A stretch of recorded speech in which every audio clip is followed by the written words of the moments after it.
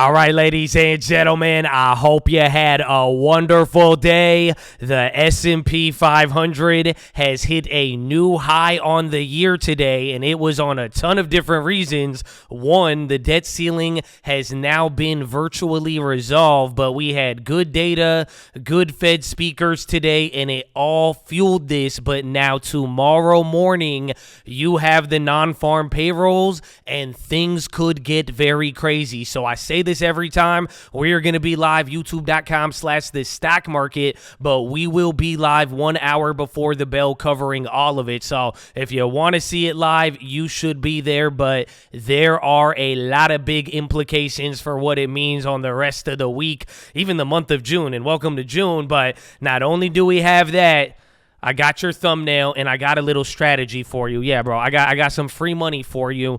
Maybe the better name, it's pretty much a free hedge and a free way to lock in profits with the dividend. So we made a play today. I'm going to go over that in a couple of other plays. So, Chad, drop your thumbs up on the video. Make sure you're subscribed. I'm telling you, it's already been wild. And God bless you if you've been holding it down and supporting. We love you, but let's take a look at the market. So as you see here, just a baby new high. You were able to hit that earlier, but we started making a lot of moves intraday. But one thing to note, you did have a small gap up. You kind of sold it by the morning, and the reason why you gapped up this morning, you had positive China data, or pretty much it wasn't as bad as the last 2 days. Remember China's bad data? It was bringing down BABA and all of the other China names. It was pretty ugly. Again, China in a bear market. We were just talking about that one yesterday, so that was a good sign. You also had positive or better than expected inflation data in Europe. That ended up helping things out as well too. And then our jobless claims and data in the morning, and the ADP, it really wasn't anything crazy, but now this is where we start getting pretty wild into the middle of the day. It was around 10 a.m., 30 minutes after the bell, and you could see it was right near the bottom of the day.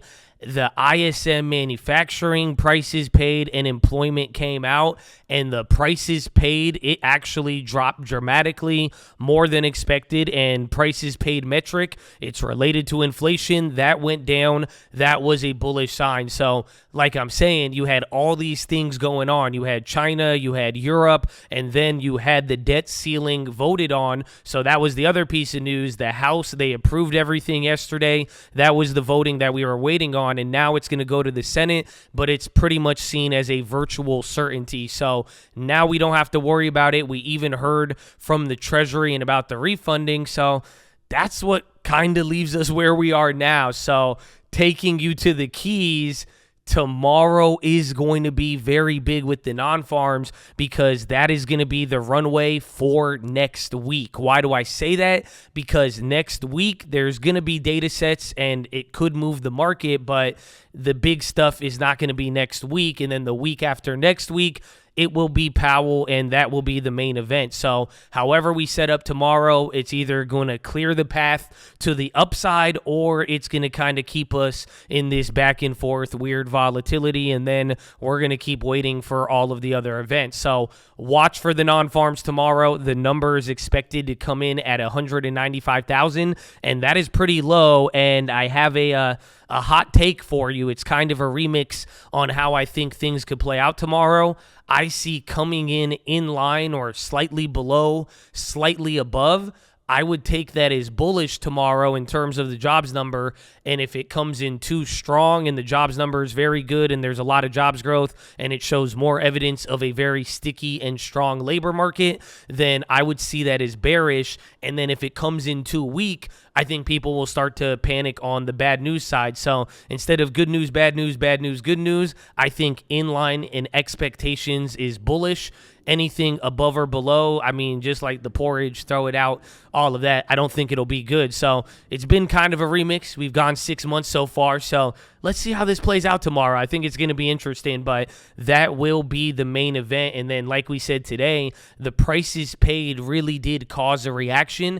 So just keep that in mind from next week, because like I'm saying, however the non-farms plays out, that is going to set us up into next week. You have, I think, ISM services, but there's also a prices paid metric. So keep that in mind, because anything related to inflation or a metric of inflation, real estate stuff coming down. That's what people want to see, or a labor market, or something straight out of the mouth of the Fed. These are the things that are moving the bonds in the Fed future. So watch out for that one. But then we also got an update today on the refunding. And remember, this is one of those things some people are uncertain about, but now the Treasury is going to refill their cash balance now that things are supposedly out of the way. And again, it's a virtual certainty, but they announced today they will be refunding on June 8th. And on Monday, they said by 10 a.m., they're going to give us an update on the 3-month, 6-month, 12-month, how much more or additional they plan to sell to accomplish all of this. So watch out for that. But the final thing now,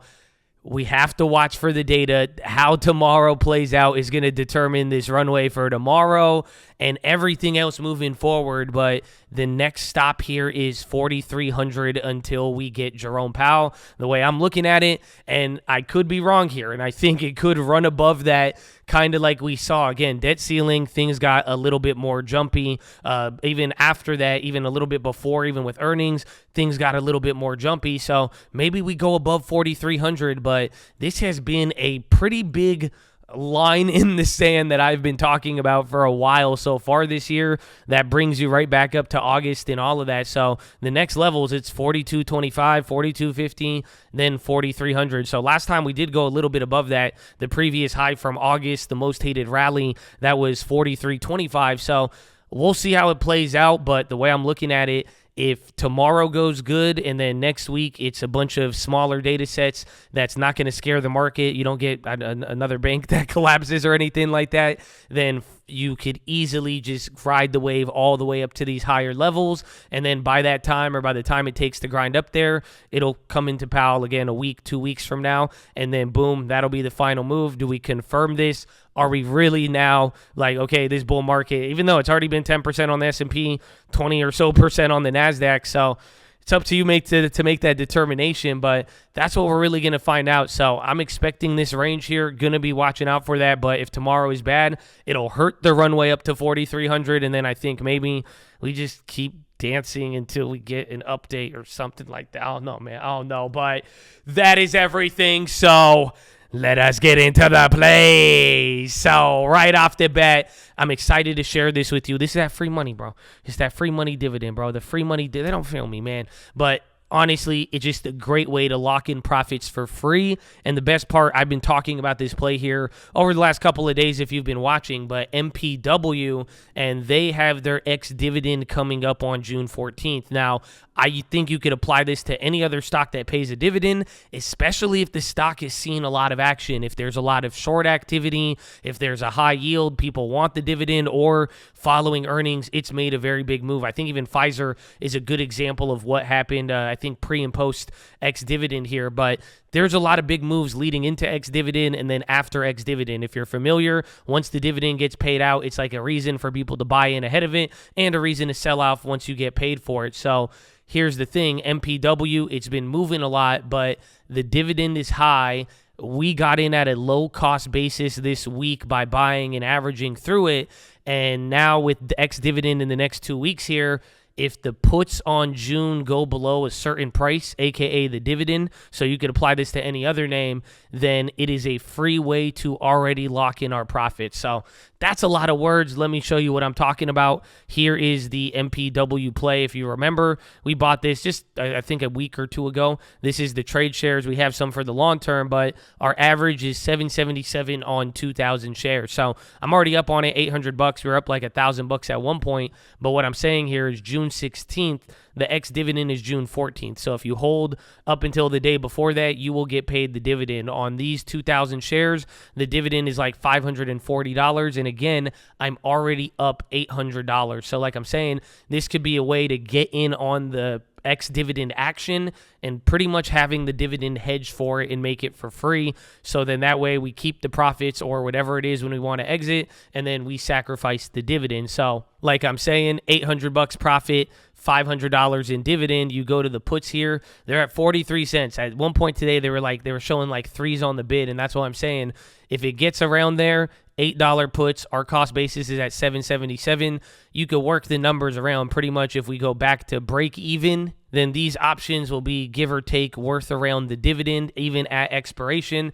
So you'll still walk away with $500-600. You'll get that dividend. These will break even. If it goes below $7, you'll go negative on this, but then you'll make money on the puts. So we're at 777. If it went even to $7, we would be down like $1,400 on the shares. But then these would be now $1 in the money. You would get $2,000 from here, and then again, you would also get the dividend of the $500. Again, depending on where you held to, but any way you put it, it's a great way to lock in the profits. And now, if you really think there's going to be action, you could kind of play in on it. And depending on what happens around ex-dividend, you could play a game of chicken a little bit. So thought that was interesting. That is the first play, and that is that strategy we are talking about. Then the second play now, this one is a cheap stock. It's a biotech, and it's compelling, but keep your eyes out for it. I don't have a play on it. I want to be watching this over the next couple of days, but CHRS, CHRS, this is the ABBV competitor, or they have a Humira, Humira generic drug. That's one of ABBV's main drugs, but they had news today. They released it. ABBV was down. That wasn't the only reason why ABBV was down. They had a bunch of bad news. ABBV even had like a failed trial with AstraZeneca, but this stock's been getting killed, CHRS, and it could be very interesting in the sense that if they do good on this Humira launch and pose a threat to ABBV, I mean, it's a $4 stock, and you could it's a biotech. It was trading higher, but what they offer is the same reason why ABBV is successful. So thought it was very interesting. So going to be keeping my eyes out for that. Again, no play on that one. That is play number 2. And then finally, play number 3, baby, Tesla covered calls. Again, I guess we're back to using shares to balance things out, but that's what we did here. I think Tesla's at the breakout level, 210 to 215. It has not been here in a while. We have the shares from earnings. We got in at 183. I sold 2-week contracts. I shorted the 226 calls, pretty much another $20 higher from here, and agreed to sell these shares for another like $2.5 profit. Already up on it, been holding it for, again, I think over a month now. So wanted to keep riding it, but premiums are there. Tesla can move a lot with how the market's going. I think this could be a great one to watch, and we'll see how it plays out on Friday. But that is everything. Nothing pretty crazy, because I am just waiting now on what we are going to be getting with the jobs report. I'm going to keep an eye on China. The Chinese yuan still been doing some things there. But other than that, Chattadonia, we get the data. We get the runway. Welcome to June. And then it's Powell before you know it.